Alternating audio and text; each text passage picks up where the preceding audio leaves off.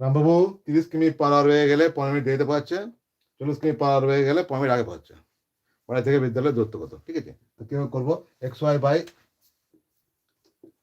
By X difference Y গণিত time.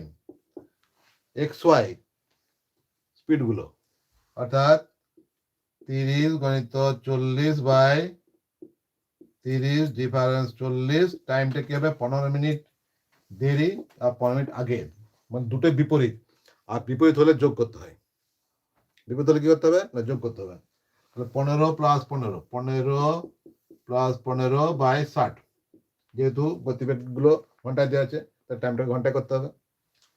তাহলে কি হবে? না 30 গণিত 40 ডিফারেন্স হচ্ছে আমাদের 10 গণিত 30 বাই 60, কাটাকাটি করো।